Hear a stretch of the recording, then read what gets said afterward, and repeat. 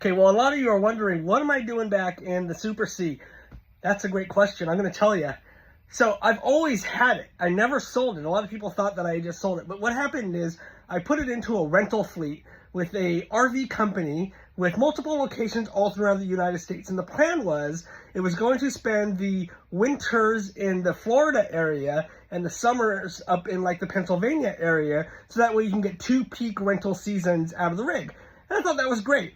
So when I was talking to the company, they had anticipated, based off of the year of the rig, the price that they were setting, and all the variables, that it should be rented about 26 weeks out of the year.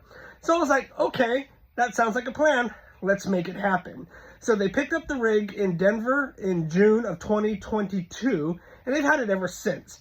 Out of that entire time, well, we still have some work to get done, but I haven't, we're still trying to go through some details on some of the things that aren't quite right when I picked up the rig. I'll get into that in a little bit in a different video.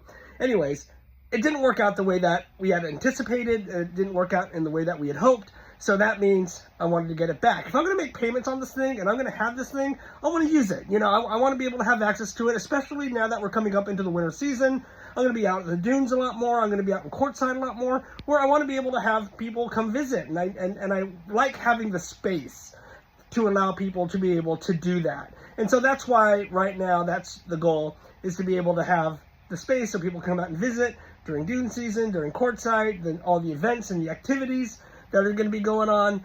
There's another reason too. While I'm moving back into this big rig, I still have the van, and I plan to do some remodeling to the van. I want to upgrade the seats. I want to build a desk. I want to change out a whole bunch of other stuff that's in the van. It's harder to do when I'm living in it with the cats and all that kind of stuff. So moving back in here for a few months while I do that, it's going to make it a lot easier. So that's my plan.